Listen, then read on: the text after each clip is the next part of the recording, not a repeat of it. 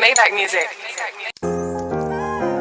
I've been on my own, that's on my soul, that's on my soul. And I've been on my own, that's on my soul, that's on my soul. I've been on my own, I've been on my own, I've been on my own. I've been on my own, I've been on my own. I've been on my own, I've been on my own. Grew up in them trenches, I've been on my own. When I was on my ass, nobody called my phone. So if I call you my brother, I'm rockin' with you right or wrong. No, they ain't show no love when I was posted by that star. Hey, what you know about being broken, got no other place to go. See, I've been going through some things, it's kinda hard to let it show. See you staring at my chin like I want up and let it blow, that's for sure. Yeah, that's for sure, that's on my soul, that's on my soul. That's on my soul, that's on my soul. Hey, grew up in them trenches, I've been on my own. When I was on my ass, nobody called my phone. So if I call you my brother, I'm rockin' with you right or wrong. They ain't show no love when I was posted by that star. Say what you know about being broken, got no other place to go. See, I've been going through some things, it's kinda hard to let it show. See you staring at my chin like I want up and let it blow. I could put me on probation, tryna see me up that road. I'm like, hello, hello. Talk to my niggas through the jail phone. Hello, hello. Tell the judge don't let themselves go. Ghetto, ghetto. Lost some niggas to that shit and I can't let go, let go. Let go, let go. Let them things blow, so tell them niggas lay low. I keep this Glock up on my hip like this shit halo. Remember we was closer than them trenches selling mangoes. I love my niggas, then my dog, then my bang bros. These niggas mad that they can't fold me. That's just why they call me. No bitch, she like my voice, give her this dish, she gon' be stole me. Oh, she gon' be stole me. That's why they fold me. Grew up in them trenches, I've been on my own. When I was on my ass, nobody called my phone. So if I call you my brother, I'm rockin' with you right or wrong. No, they ain't show no love when I was posted by that star. Yeah, what you know about being broken, got no other place to go. See, I've been going through some things, it's kinda hard to let it show. See you staring at my chin like I want up and let it blow, that's for sure. Yeah, that's for sure, that's on my soul, that's on my soul. That's on my soul, that's on my soul. Hey, grew up in them trenches, I've been on my own. I was on my ass, nobody called my phone. So if I call you my brother, I'm rockin' with you right or wrong. No, they ain't show no love when I was posted by that star.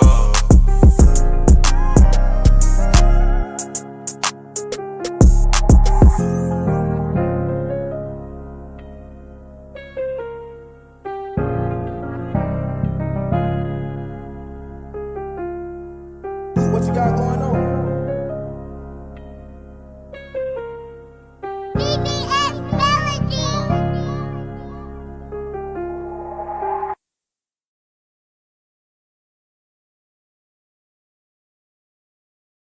Into it, and it's only fitting because we do have an artist born and raised in Florida with us tonight, but we also want to pay our respects to the dearly departed Brother Marquise of 2 Live Crew, part of a trailblazing, pioneering group. God bless. Thank you for all you and Uncle Luke did for the culture. Rest in peace. And for our guests tonight, thanks so much to Trot Da Vinci, a great friend of ours. Shout out to him, staying solid. Of course, Jeter K, Rich Forever, and the entire untouchable MMG MayBach Music Empire Collective, whole slab, the whole DJ Sam Sneak, everybody. This gentleman we have on tonight is one of the hottest, going past 500 degrees Fahrenheit, representing the Sunshine State of Florida, doing his thing, out on the grind, getting it, doing what he got to do, pushing through. And he's here to tell us his story of his rise to fame and prominence in the rhyme dominance. Ladies and gentlemen, without further ado, MMG Little Nigel. What's going on with you, man? Great to have you. Appreciate you, my God. Appreciate you. You already know what it is, man. A whole lot of double up shit, man. Absolutely, absolutely. Yeah, man. Let's get into it. Nigel, please tell everybody a little bit about yourself and your whole, story. We got time, so let's make it tick. Let's go. We can keep it real. Yeah, man. Everything should be business. You feel me? I'm gonna keep it real with you though. Like I ain't gonna lie, all this rapping is new to me right now. Like I ain't always been no rapper. This time you feel me? This was a plan B for me. So you feel me? Then the motivation type of people one round is like, you feel me? I really ain't had no choice. Understood. Tell everybody in Florida about where you grew up at and just what was it like coming up for you. I'm originally from Opalaga, Bunch Park. Right out of Bunch Park, man. Bunch Park, baby. And what was it like growing up in terms of just, what was it like the everyday hustle, just getting what you got to, everything about you in terms of what was going on? Ain't nothing easy. I ain't gonna lie, I can't fake it. It was hard, but I got through it, though. Stayed level. I stayed on the right path. Understood. When you look at it from the music game, you said it was a plan B for you. Who were your influences that inspired you to rhyme, and when did you realize, that this was something that I can do it? For one, I'm gonna say Rose. Like, I'm riding him every day. Him, Sam, Sneak, G to K, Long Little Black Boy to the day he'll say, God bless his soul. He the one who really got me to rap. Black Boy. Absolutely. One day we was riding, we was in Atlanta, we was handling business. He like, hey nephew, boy, I ain't gonna lie, boy, you next up with this MMG shit. I ain't really understand what he was talking about. But then again, he kind of walked me through it. He kept explaining it to me as we went on through the day. We got to the studio. He like, yeah, boy, if you ever need help, boy, like, this here for you. And from there, I locked in. From that day on, I locked in and I kept that, you feel me? And that's really what made me push it. But being around all of them, it's like, I ain't got no other choice. And Rose really pushed me to do it. Sam Sneak, all of them, they pushed me to do it. Absolutely. I think what's dope too, man, is that you really don't sound like a lot of these niggas out here, man. You sound totally like you have your own identity. That's my goal, bro. I don't want to sound like no nigga but me. In the game, you gotta feel my music. If you don't feel it, and I ain't doing it right. Definitely. And when you look at it, what was it like going into the studio, like in terms of writing your rhymes and just really like being able to articulate everything that you have been through in your life? What type of feeling of emancipation did you get in that type of expression? And I was a little off at first because I used to be so bad, I ain't gonna say bad, I used to be so tough on my hook. Like, my hook gotta sound harder than anything else I'm gonna put on the song. If my hook ain't right, the song ain't gonna be how I want it to sound. I gotta have my hook right first. But then again, I started leveling and growing. I got off of that little flow. I go freestyle now. I go write. I'm usually a writer. I usually write. But I've been freestyling lately. So when you freestyling, it brings more. When you're freestyling, do you feel that enhances your creativity more than just writing? Yeah, it do. I ain't gonna lie, because it make me think more too. As I'm writing, as I'm listening to the beat, as I'm writing, and I'm feel me, I'm doing everything all that at one time. So I'm still catching more words. I can say I can mumble one little bar, and I can get a whole verse off that one little thing I mumble. That's dope. When you think about it, freestyling is such a tough art for a lot of people, Nigel, because it requires a certain level of spontaneity and mental dexterity in terms of when you really kick it out. For some people, it comes easy. Some people, it's a little bit more difficult. When you started to really freestyle, how long did it take you to kind of really master that element of off the top, spitting? At least 5. I've spent at least 5 hours in the studio just trying to get one song right. And that's freestyling. Writing, it's going to take a little bit longer because I'm going to really put that pen on the paper and say what I'm going to say. But freestyling, I need at least 5. Definitely you take the art seriously in terms of creativity and whatnot. When you think about what it means, especially the new generation of rappers coming through, 42 Doug, Pooh Shiesty, Glorilla, Ice Spice, so many others, male and female in the game. How do you see yourself fitting in, like you said, where you don't sound like anybody, like King said? How do you see yourself fitting in terms of really making your mark in the game, in terms of being able to really, really reach the audience? Stay in my own lane, but I do my own thing. don't be worrying about what somebody's saying. Sometimes I ain't gonna lie, I listen. I take advice. Criticism, you gotta take criticism sometimes. But if it's bad criticism, I'm gonna just keep going with it. I listen to somebody if they in the studio trying to tell me, hey, boy, you should tighten this up, or I'll sit there and listen to it. But as far as me, you gotta be different. I don't want to sound like nobody. I don't want to act like nobody. Just be me. You feel me? Absolutely. Obviously, you rep the Double MG proudly and with dignity and respect. You know, loyalty to the brand. Obviously, that's you deeper than rap. Absolutely. Tell us about how you met all of them. It's been since a baby, like blood, like really locked in. Like the rapping part just grew up on me. Like I said, I never wanted to be no rapper. It just grew up on me as I got older. I started hanging around. I started doing more. I started seeing more, and I just started. You feel me? But this was been locked in. It's way deeper than rap. They love. And you're talking about seeing them, and you talk about seeing them. You talk about going back when you start seeing Ross coming out with "Every Day I'm Hustling," right? Yeah.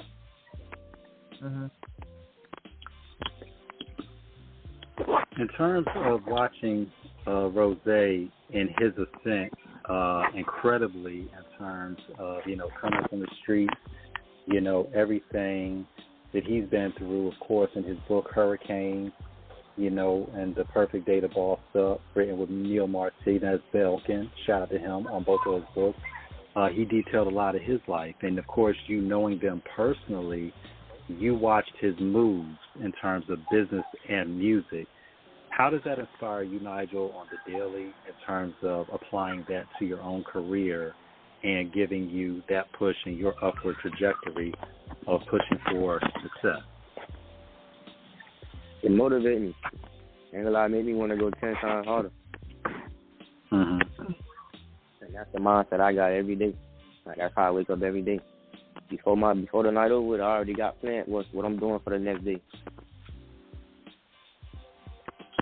So you basically put that like in one day. Say that again? You basically put it like together. You basically put it together like in your own vision board before you pretty much put everything to task. Yeah. I post every day. I post content every day at a certain time. 12 o'clock, that's my cutoff. And when you say that's your cutoff, I think that's good because it shows why you're still willing to give people something. It shows that you're not consumed with living your life on social media because you're actually doing things. What is your take on a lot of artists that put a lot of their personal business out there and are more concerned with an image rather than concentrating on music? It's like you be trying to fit in. Like, you just gotta chill. Like, your business, that's your business. Whoever knows. But all that trying to be extra for the media and all that, man.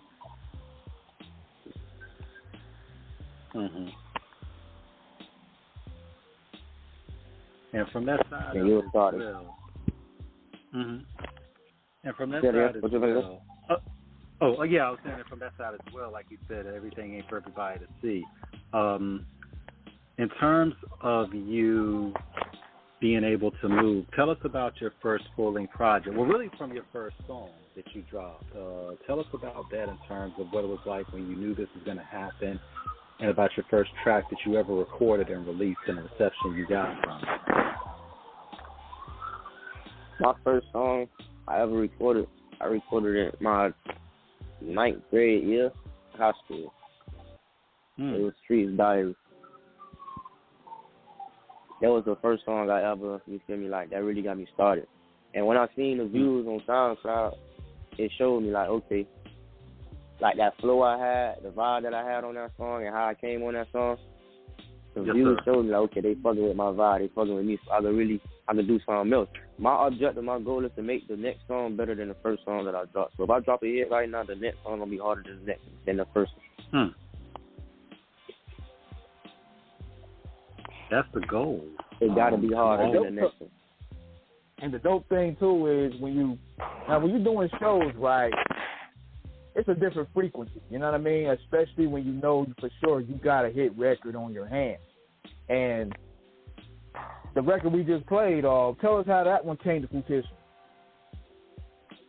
Wow, man. I've been waiting to talk about this forever. I ain't gonna lie to you because it's crazy.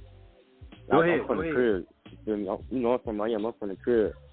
Iceberg, the originator who made that Amon, I used to always listen to the song. I used to always know the song. So when I listen to the beat, when I listen to the song, I don't even listen to the song for the song. I'm really listening to the beat because I like the beat. And I always told myself, I say, man, I ain't gonna lie, I gotta get on this beat one day. It took me some time, I ain't gonna lie, because I wasn't really serious about it. But I already hopped on the beat, and you see what I turned it into. And that ain't even out. Letter to the Street is on the way. Y'all turn me up enough, I'll drop it right now.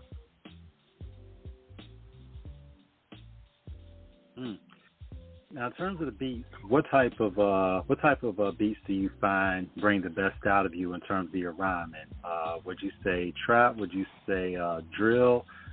Typical down south soul? Or are you just a versatile individual that can just basically float on anything, once it comes in? I'm versatile, but I feel like I ain't gonna lie, them pain beats, the melodic beats, them type of beats right there, we gonna make a hit. Because I'm talking about real shit, like what I've really been through, what I'm going through. Them type of beats, I'm going to really talk. And that last joint, that's one of those right there.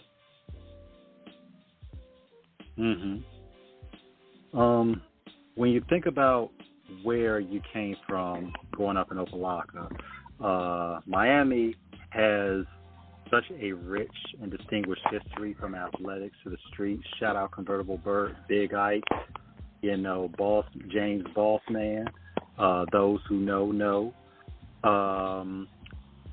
When you look at how a lot of young brothers came up on the block and what they had to do to survive and everything, how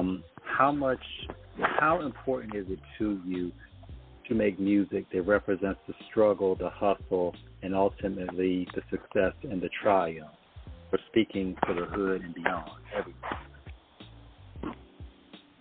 I see that's important to me. That's real important because I ain't gonna lie, I'm real strict on where I'm from and how I grew up. Everybody got a story. Everybody from a different hood. Everybody got a different story to tell. My only way to tell my story is through music. You feel me? And I don't do music just for me. I make my music for everybody. It ain't just from the hood, the trenches, whoever. It just everybody got to feel it. And another thing I noticed too, man, with some of the, when I was doing some of the homework on some of the stuff you're putting out, like your visuals. Like one thing I give MayBach Music credit for, man, you guys could shoot some crazy visuals. Y'all be having some Hollywood production type shit. You know what I'm saying? Like who be shooting videos for y'all? One band, one sound, man. We ain't gonna lie, it's a lot of movies. We got a lot of hit niggas. We got Shula the Don. He shoot a lot of content for us. He be in the main scenes, Live, 11, the big clubs. That's Shula the Don. Y'all go follow him on Instagram at Shula the Don. We got My Way Films at My Way Films, MIWAY Films. We got Yanni, YONIW. We got 12's Creative. Shout them out too. Y'all go follow them on Instagram. I can keep going. But we got a lot of hit niggas, a lot of content makers. We just, you feel me, this how it is. One band, one sound, we all work. Yeah, because when I was looking at some of your content, like you guys had the car show last week, and what the key thing to making content real dope is bringing the experience to where the people want to be a part of. Like, we saw visuals of how you guys shot that shit. We was like, damn, we want to come to this shit, man. We should have got a ticket. You know what I'm saying? Yeah. See, that's really the car show. That's like a networking event. And ever since the first one got made, that really showed because it grow every year. That's a networking event. And it's the biggest. Like, you ain't going to go to no other event, no biggest car show or nothing. You ain't don't get no bigger than that. Makes it we coming even harder. Man, and shout out to Rose. because one thing about it is he really progressed in the game. The man is so many things: mogul, dope MC, businessman. We always lovingly joke about him. If he ever decides to quit rap, he has a second career as a comedian because the man is funny as hell. I mean, Rose. Oh, yeah, no doubt. Nah, I don't fuck off. You know what I'm saying? But one thing about it, when he had the vision for the car show, it definitely was something that in this day and age where we see a lot of individuals go at each other online talking shit and always being divisive, Ross brought together an event, came with an event that brought together people from so many levels to where everybody was able to really move with it. How does it feel knowing that it's a situation where he has brought so much to so many, showing that black excellence is alive and well, and that it doesn't have to constitute a whole bunch of dissing, dragging, and a whole bunch of disrespect, but a lot of respect, togetherness, and most importantly, bringing people together to facilitate friendships and bonds in business and personal relationships.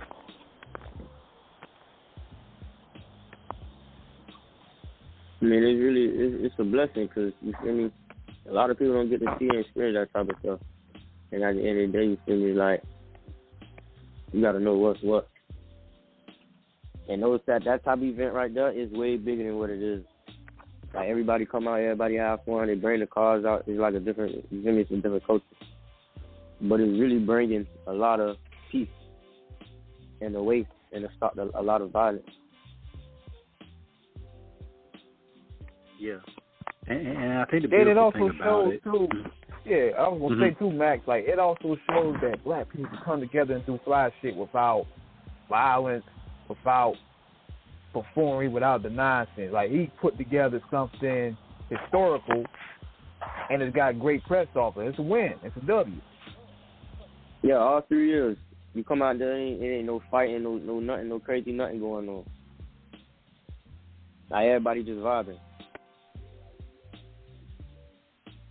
And it's something special because in Atlanta, you know, of course, where the promised land is, you know, it's also, Ross, you know, representing Miami, you know, Carroll City. Shout out to the Carroll City Chiefs High School as well, you know, where he went to high school. He brought the Florida car culture with him as well. And, you know, you being born and raised there, Nigel, you know how it's a big thing in terms of everything from lowriders to donks to exotics. What makes Florida so dope in terms of the style, the flash, the glitz, and all types of other getting it, you know, really making it a place to be from all over? In Florida, we known for the donks already. Like, that's just the culture. You can't take that away. Like, that ain't going nowhere. And that's worldwide. Mm-hmm. The donks, the verts, the cherries, everything. That's a culture. And you won't know how many people really take cars serious until you come to the car show. Man, you know, that's true. I mean, off air when you and me talked, you talked about people were coming from all over, you know, Oklahoma, Texas, L.A., Louisiana, Florida. I mean, it was to have an event very monumental. Like, yeah, and to get that many people to just come like that. What does it say about the power of branding and, most importantly, a genuine interest in helping people? Because not many people will invite everybody up to their front lawn like Ross did and just say, come through, pull up, cook out, show your cars off, and have a good time. It just shows the benevolence that Boss has in terms of really being about the people. What does that mean, and how do you feel that really influences and helps hip-hop culture in terms of showing more? Yeah, it's a big impact for sure. Because we got different people all over the world, all over the country. A lot of people just want to come just to see the house and see what the house really look like. Right. And then it's like, that's a whole different level. That's a whole different level of motivation. Like if that don't motivate you, then I don't know something wrong.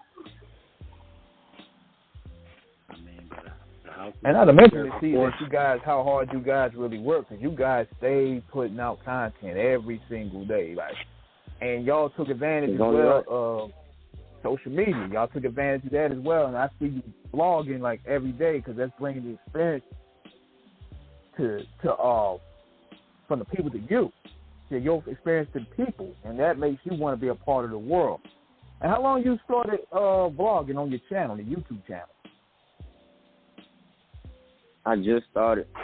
I post every now and then, but now I'm starting to post more now. I got so much content, it's like I don't really be having enough time to chop down my content. My cameraman going crazy right now with content. He in the hole with at least 10 videos we don't shot right now. Oh, wow. We had to put all that to the side for the car show content.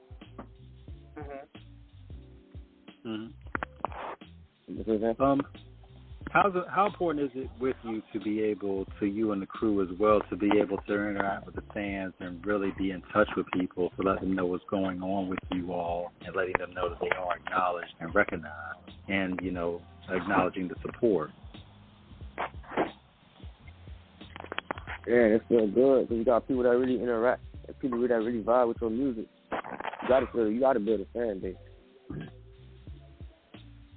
So when you're doing them shows and all that, and you see the crowd, you see how the crowd interacting, that's going to really show you, like, yeah, I'm doing something right. But then again, it's going to make me think, like, yeah, I still got to go in the lab and, you feel me, do something better. Absolutely. When you tell us about the first show that you did, once your music really started taking off, once you really saw it moving. My first show was crazy. I was ready for it already, though. I practice at home. In the mirror 10 times a day. Just rapping to my music. I play my music 10 times a day at home in the mirror and just sing it, rap it. I play the same song at least 100 times before I get to the next one and do the same thing. That helped me perform when I go through my shows. When it's time to go get on the stage, that right there helped me. I already be prepared. But when I did my first show, I ain't gonna lie, I felt good. I felt like I knew what I was doing already, like I've been here before. Yeah, because my first show got me elevated and it got me emotional.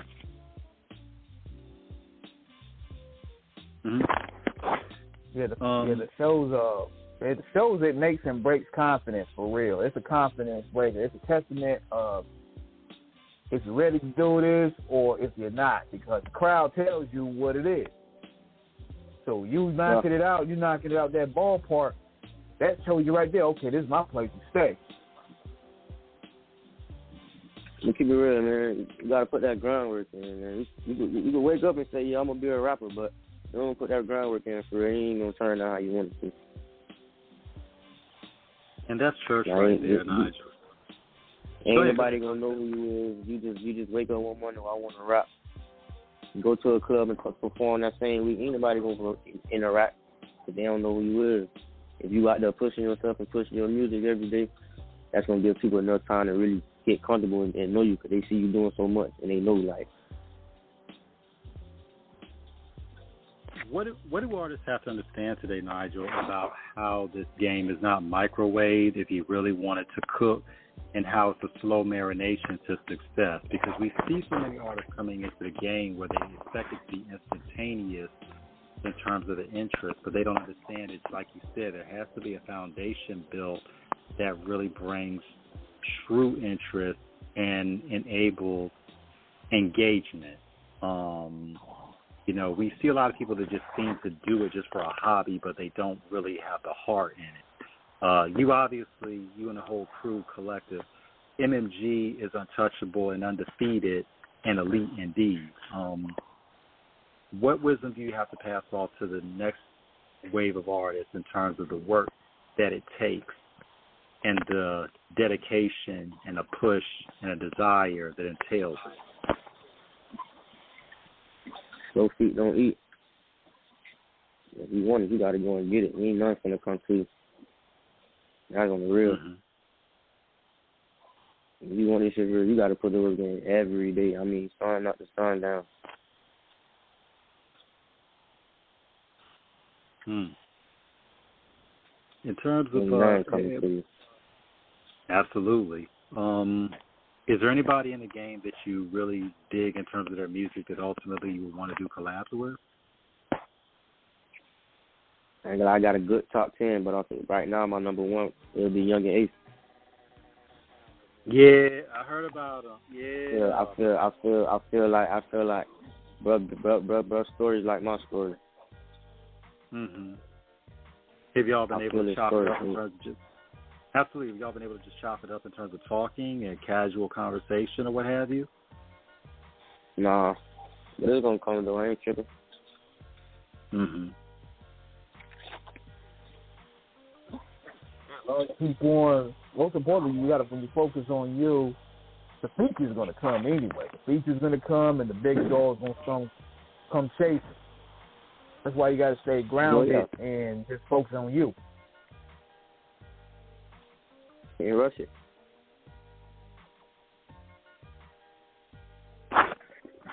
In terms of yeah, and it's something that obviously, you've studied his style in terms of how you said you really feel that you and him both have meshed in terms of being able to bring together something fire.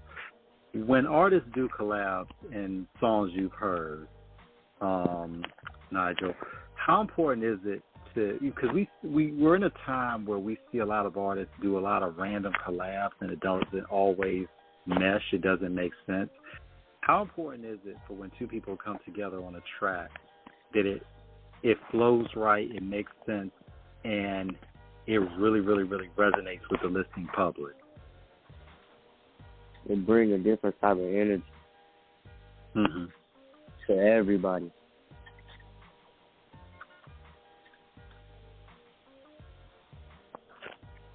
Two wrongs don't make a right. You know what two rights mean. Yeah, and it's gonna be, if it's two rights, it's going up. And I think sometimes people, because this is a very branded business. We're blessed to do this show. We're blessed to have so many people on that've come through, yourself and so many others. And one thing in any business endeavor, because this is business at the end of the day, the business has to make sense. And people will try to seek out a cosign in terms of having somebody as a feature because, okay, well, this person's a big name. I'm like, well, style, the music they do, it's dope. And what that person may do is dope. But their styles may be diametrically different where it doesn't always coalesce well. And that's not a bad thing because everybody in this game is different in terms of how they rhyme. But it's also important, I think, where you're able to identify where your strengths are and find somebody that accentuates that element of appearing with you. When you look at the business aspect of it, in terms of the approach, in terms of monetary, in terms of personal relationships, the drive, what have you learned in terms of time management, financial management, and most importantly, aspirational goals, and how to draw the blueprint out for it? You only live once, and you can't waste time, but don't rush it. Can't rush yourself to an early grade. Financially, get that bread, stack it.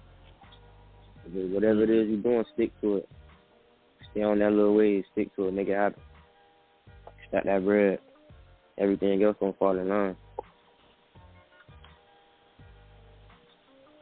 Yeah. And when did you start recognizing? When did you start recognizing when you started seeing your music crossing over to different markets? Was it like when you start seeing people from, let's say, for example, California? I got peoples out in Africa, Okay, Santorini, countries I ain't even know rock with my music. They be DMing me sometime. I be like, oh, Lord. And then I go and check the stats on my what's the name on the distro kid, and I see everybody. I see who really rock. I got fans all in Nigeria, Africa, everywhere that I ain't even know. So that make me feel a little better too. I turn up on my music because now I know it's people that's really watching and they rocking with my music.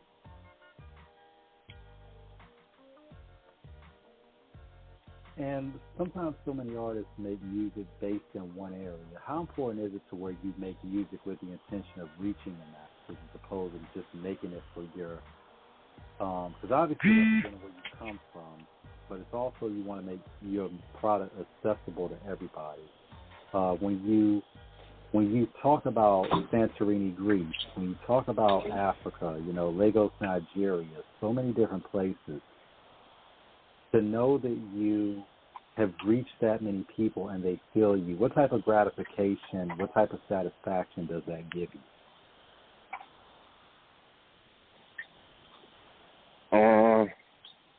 I mean, it just tell me I'm doing something right. If I got people way in all these different countries that's rocking with my music, that means I'm just, you feel me, keep going. But turn it up on another level. To interact and get more fans, you feel me, get a bigger crowd. Mm-hmm. Have you made plans down the line to take your music overseas and like do a tour of like other countries or what have you in terms of really going and spreading the message? Yeah, I did a lot of local shows. I'm trying to do really more out of town shows. Mm-hmm. I got a for show team that can hit the road and it's just more out of town shows.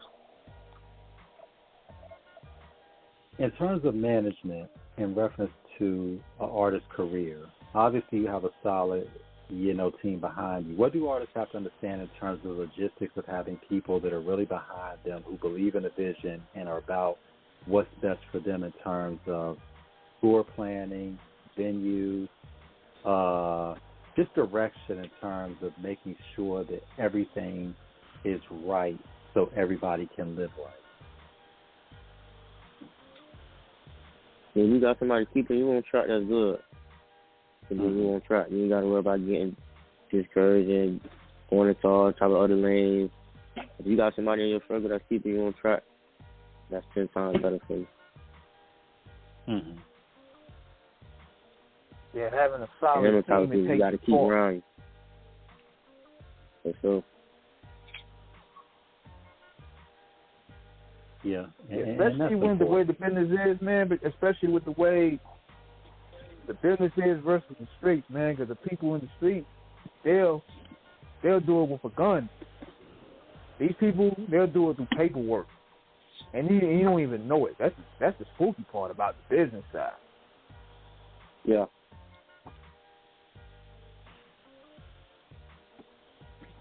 You got to be on point.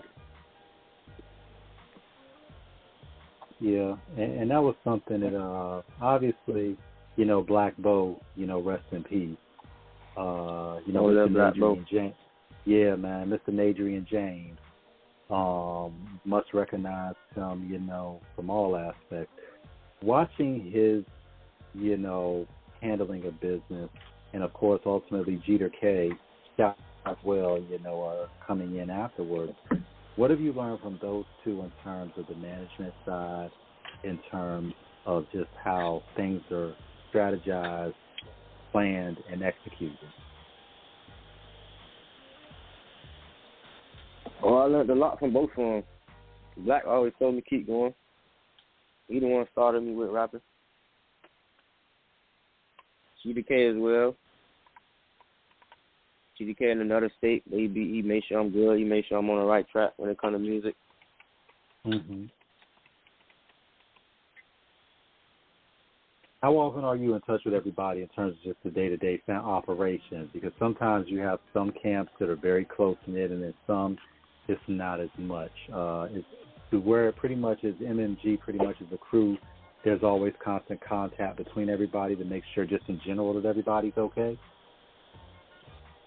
Of course, this is not even like this really friendly, so it ain't even gonna be nothing crazy. So it's gonna have to get out of hand.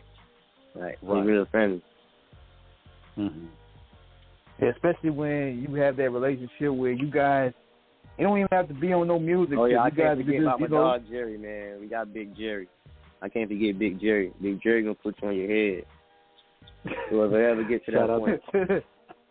Shout out to Big Jerry. Yeah, shout out Big Jerry. Yes, sir.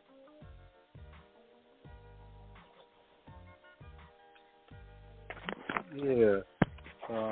What's a typical conversation when all of y'all get together? Like Big Jerry, yourself, Sneak, Jeter, Trop. You know, what's it like in terms of when y'all all get together and just cracking jokes? Is it more business? Is it more jokes? Is it just casual conversations? What's a typical day like when all of y'all get together?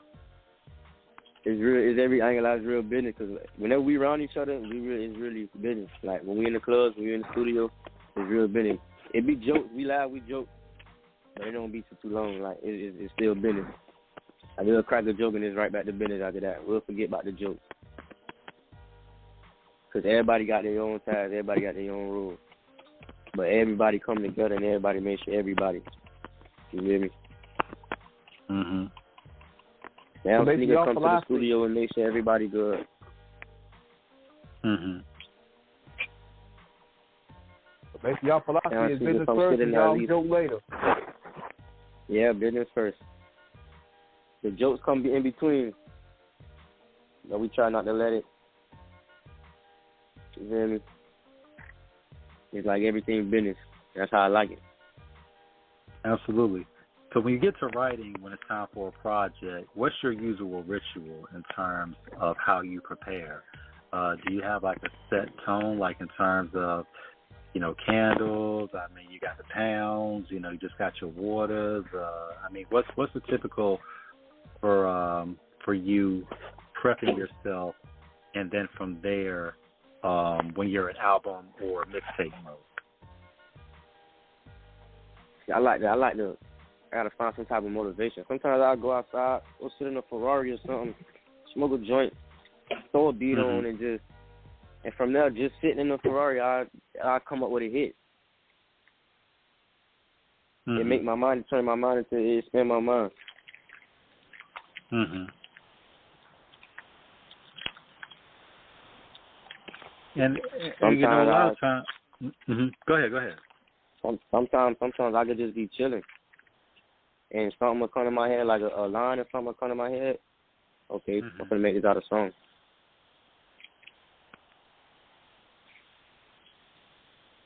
It could be ideas just flowing. Yeah. It's a lot of ways you can make my recording process a little different. Everybody different. I record on BandLab. I'm gonna do at least 10 songs on BandLab and go to the studio and just re-record. Everything already set. I already got how I'm gonna get on the beat, how I'm gonna get on the mic, everything already is recorded already. That helped me make a lot of songs too. Got you. In terms of your catalog already, how many songs would you say throughout your journey have you recorded in terms of all together? I've been rapping for almost 2 years now. I dropped 3 albums within the last 2 years I've been rapping. Each album 10 songs, 10 each. 30 and some change, 30 plus, at least 33, 35. Not counting the new ones. Not the unreleased, not what's in the vault. Right, and that's just out. How many would 35 out? Got you. How much? And so that 35 out. How many would you say that you got in the vault and on the cutting room floor, in terms of just because we know sequencing, we know albums can be conceptual. They can be just how song flows. You know, we've seen artists like J. Cole where they've had songs and, they left them off the album because they felt it didn't flow right. Wasn't that the song was bad, it's just they just felt like it did flow. How many songs would you say you probably have in the vault right now? See, I got a couple of those songs that you describing right now. I got a couple of those. Yes, sir. But I don't even want to lie to you. In the vault, I got a lot of, there's some magic in the vault. Absolutely. That's what I just take when I'm on my free time, I go in the vault and just listen to, okay, let me make an EP real quick. Let me throw this on there. When I got enough music, that's when you can do that. Right. If you making 10 songs a day, man, it's too easy. I mean, we've heard about that type of work ethic with Tupac, Prince, plus you can test the climate, man. Like you can test the climate, and it's like, okay. That's one of my idols. That's who else motivated me to do music. I watch his documentaries, his movies. I pay attention to everything. When you look at Tupac's career, Nigel, why do you think to this day, almost 30 years after he left us, why do you think his influence and his legacy still is so strong and is so influential today? Because of the impact he had on the people. Mm-hmm. He had a big impact on people. Everybody knew who Tupac was. He did it through his music. Mm-hmm. Not even in the streets. They knew who he was in the streets, but his music, that's what had an impact. And that's what brought a lot of people to him. His music. Mm-hmm. The same way he left his mark with his music, that's how I want to leave my mark with my music. Mm-hmm. I seen the grind. I wasn't there at the time. I just see it what I see now. Absolutely. And when you think about the how from when he first dropped his first album in 1991, Tupacalypse Now, from 1991 to 96, we got 5 years worth of music, a few movies. He left on top. I think that's where it also, because you never seen him get old and go out of shape and get child support. You never see none of that shit. You know what I'm saying? He went out on his prime, and he had layers to go. Mhm.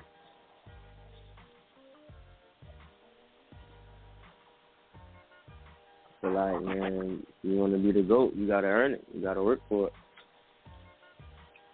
And still got music coming out. It ain't no telling what dog got saved up there that was ready to be put out. Absolutely. Music probably a little different than Spot with him. Man, I mean, we just look at what him, Big, not only those two, Big L, even taking it further back, DMX, MC Trouble, if you really want to take it back. It's so many artists that contributed that really, really brought something necessary and essential to the culture.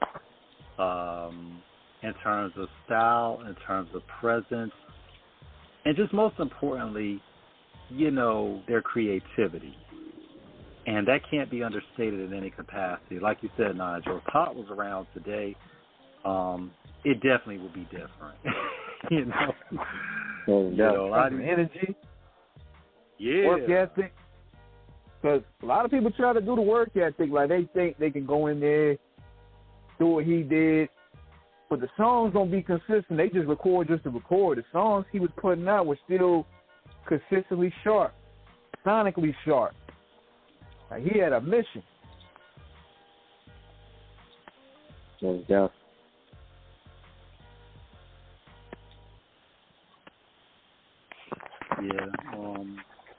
And one thing about it. Yeah, absolutely. I mean, look, when Ross was kicking it on the MayBach album, Tupac back. I mean, that really meant something. Culture.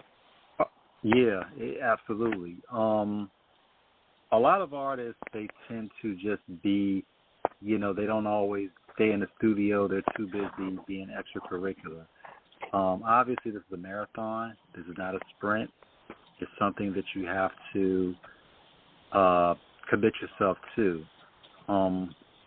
Would you give advice to artists to always be in the studio and just constantly working and honing your craft as opposed to maybe putting, or would you say it's okay to have a time limit in terms of having how many hours you want to be in there because you don't want to burn yourself out? Because there's different strokes for different folks. From your experience, how you've seen others, what works for you, and how would you, from your experiences, pass that wisdom off to other artists about what it takes to really be successful? I mean, if you really want it, you got to go get it. You got to go for it. And the work you put in, that's going to determine everything. The amount of work you put in, that's going to determine everything. You're going hard every day, you put work in every day. There ain't no way it ain't going to pay off. It's going to pay off. It might take a little time, but it might happen right then and there. But just don't give up. Don't get discouraged. Keep going. It's going to pay off. Somebody watching. Yeah, that is true. When you're in that studio, you gotta take it serious. Like I said, you only live once. You get in that studio, you gotta go in there and rap this song like this is gonna be your last song. You never know, it might just be your last song. You gotta go in there and, you feel me? You gotta do everything like it's your last. And you living like that, and you thinking like that every day, you're gonna have a whole different mentality in life. It's like with Iverson, how Iverson used to approach the game. Iverson, the great Allen Iverson representing Hampton Roads, Virginia, Hampton specifically. He always said, I used to go out there and play every game like it was my last. And like you said, Nigel, you never know who's watching. We appreciate you so much sharing the ad, for this show. We saw Rose top through. And show love on your page. So we thank Rose. We thank Jeter. We thank everybody at MMG who was fucking with it. Who paid. Took the time, because by recognizing you and supporting you, they recognized us, and we appreciate you so much, and we appreciate Trop for you both entrusting us to be a platform for you to come on and tell your story. That means a lot to us. Absolutely. No doubt.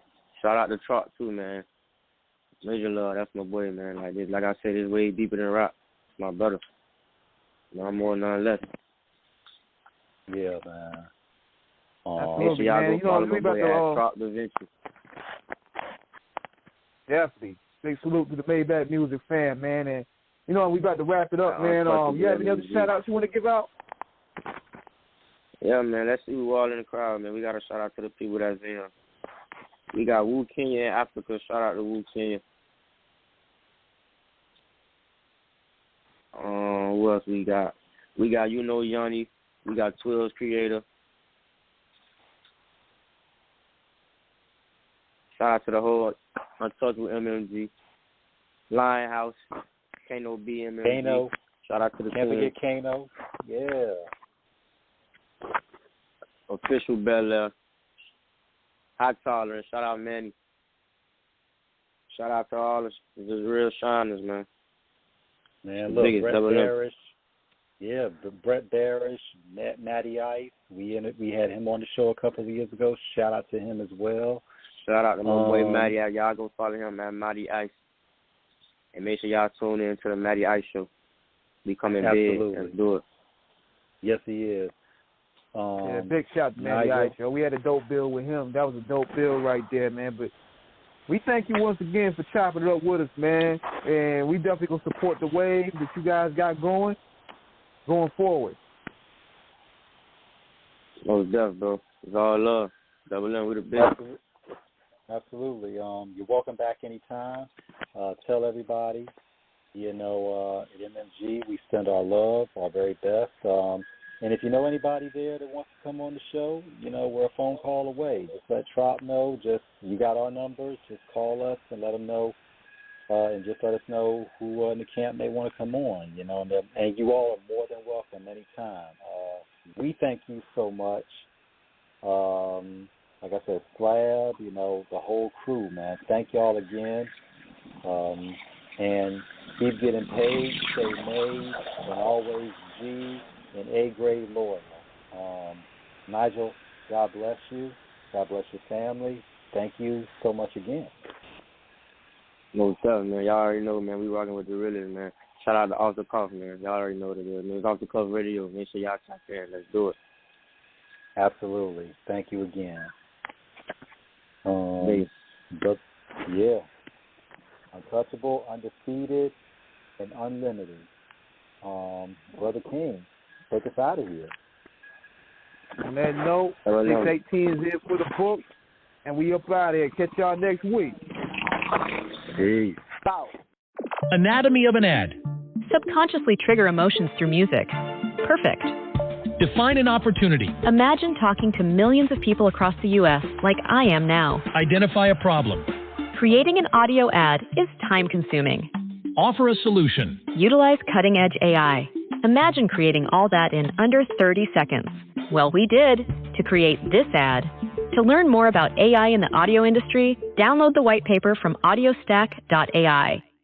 Tennessee just sounds perfect, whether that's live music, the crack of a campfire, or kids laughing on an adventure. To start planning your trip, visit tnvacation.com. That's tnvacation.com. Tennessee sounds perfect.